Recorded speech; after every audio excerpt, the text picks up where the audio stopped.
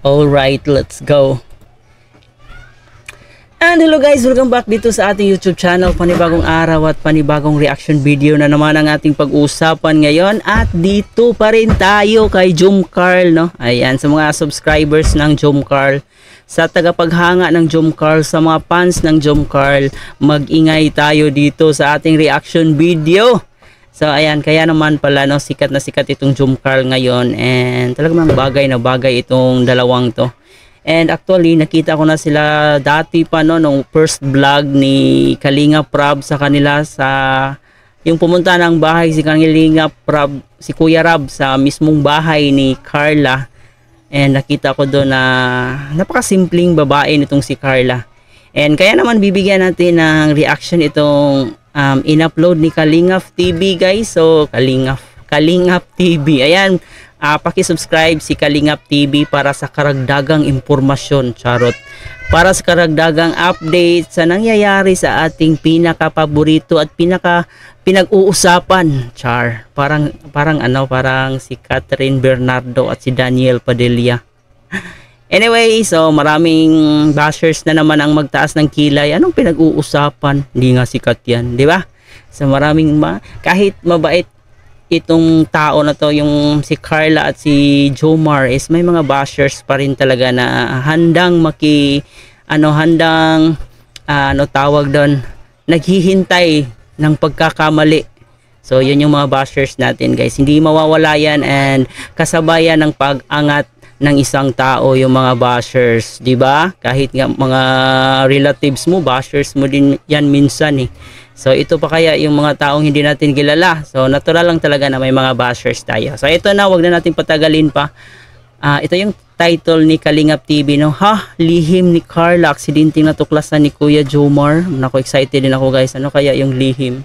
Actually, medyo 1 month na siguro na upload itong video na to ni Kalingap TV, no? So ngayon bibigyan natin ng reaction ito. So excited din ako kung ano kaya yung aksidenteng natuklasan ni Kuya Jomar. So ayan, excited ba kayo, guys?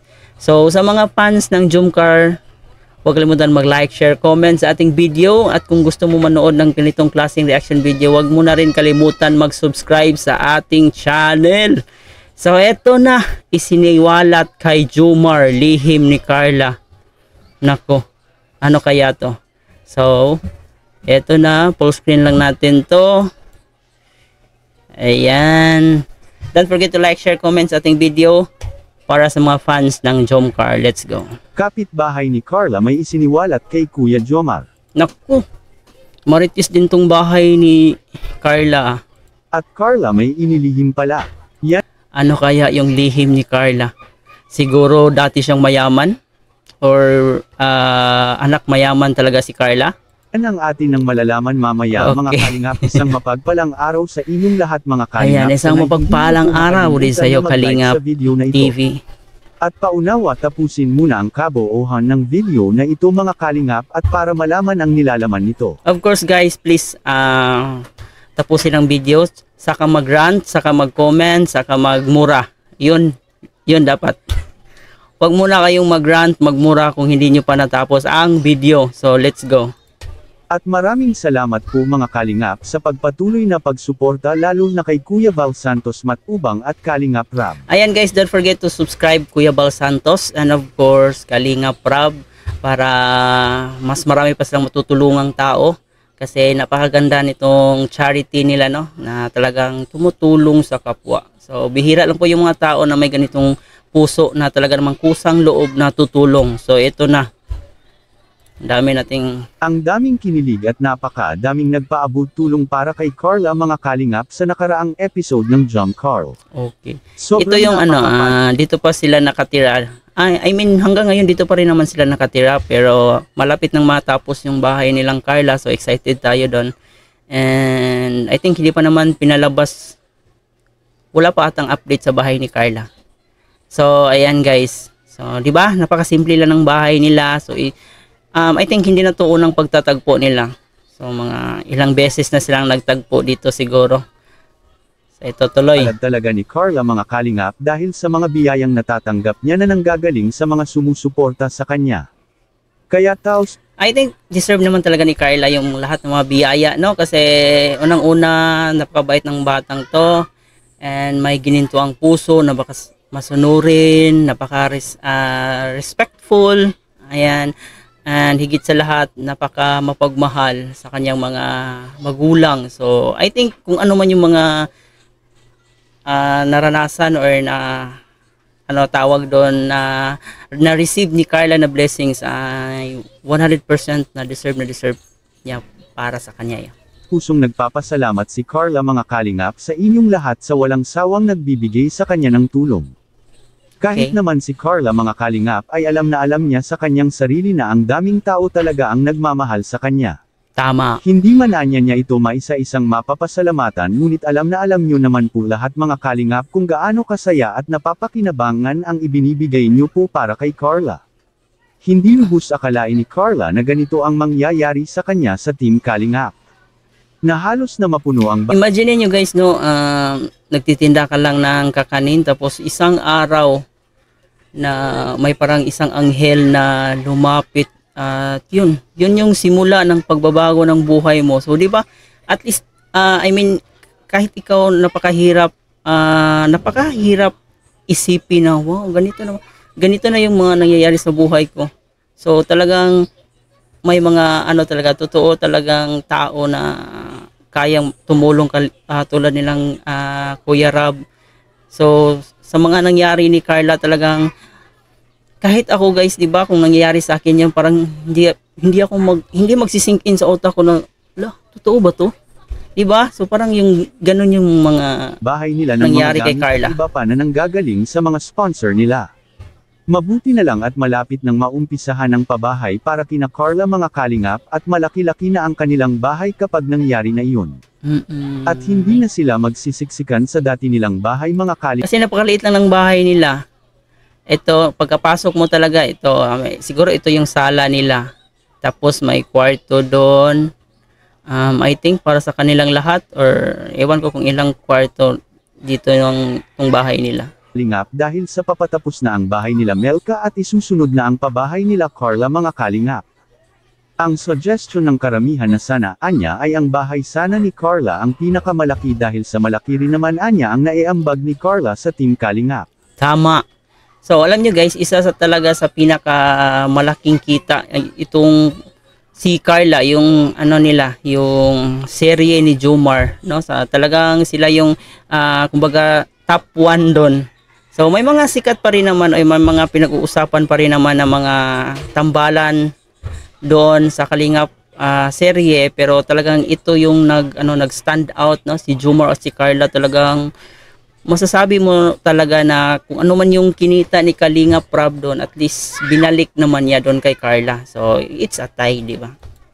Which is tama naman po ito mga kalingap ngunit mangyayari lang yan na malaki-laki ang pabahay para kay Carla mga kalingap kung mayroong mabuting puso na gustong tumulong at magdagdag ng budget para sa bahay kina Carla mga kalingap.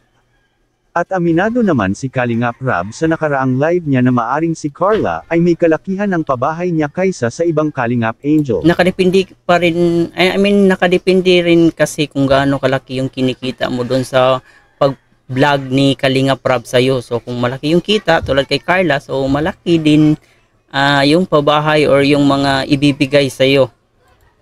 Parang ganun. Ngunit hindi naman pwedeng malaki talaga ang gap sa ibang Kalingap Angels dahil sa hindi na ito maging pantay-pantay.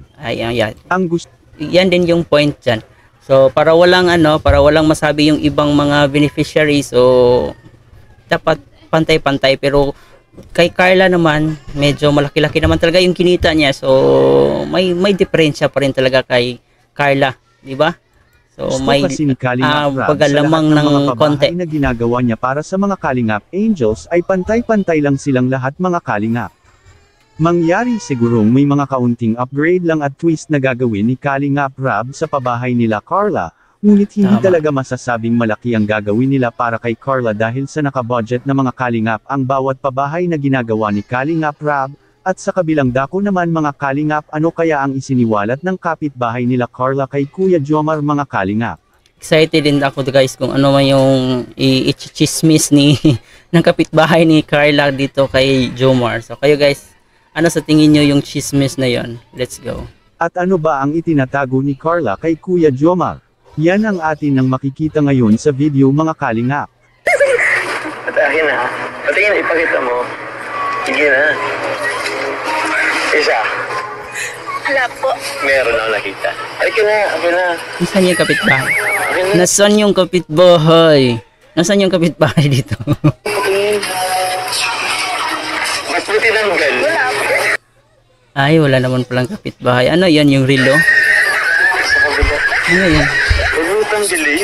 Akin na. Pakita mo na kasi. Anyway, akala ko talaga may chismis. Wala naman pala. So, it's a prank. So, ayan guys, para mapag-usapan talaga. So, ganun talaga yung serye ng buhay dito sa social media. Talagang para maklik ng tao. So, may mga ganong title. So, di rin natin masisisi yung ibang mga vlogger kung ano na lang yung title na nilagay. So, dapat talaga catchy yung title para i-click ng taong bayan, no? And dito naman kay Carla at saka Jomar, so talagang deserve nila yung isa't isa. At saka mga blessings na natanggap ni Carla is para talaga sa kanya yan. And ayun, pinagbutihan naman ni Carla yung pakikitungo niya. Deserve naman niya lahat kung ano may yung blessings na natanggap niya ngayon. And of course, mga sponsor niya, so dapat magpasalamat din siya. And ipakita din niya na karapat dapat siya na tulungan. Diba? So, yun yung one way dyan. Yun yung pinaka-point dyan na dapat ipakita mo sa mga taong tumulong sa'yo na karapat dapat kang tulungan. So, ayan, I guess yan naman po yung pinakita ni Carla. Binabalik naman po niya yung pagiging grateful niya doon sa mga taong tumulong sa kanya. So, yun lang po guys. Maraming salamat sa panonood. Sana nag-enjoy kayo. Please huwag kalimutan mag-like, share, comment sa ating video, and of course mag-subscribe na rin. So, para sa karagdagang reaction video dito sa ating YouTube channel. So, muli po maraming salamat sa panonood and hanggang dito na lang. Thank you for watching.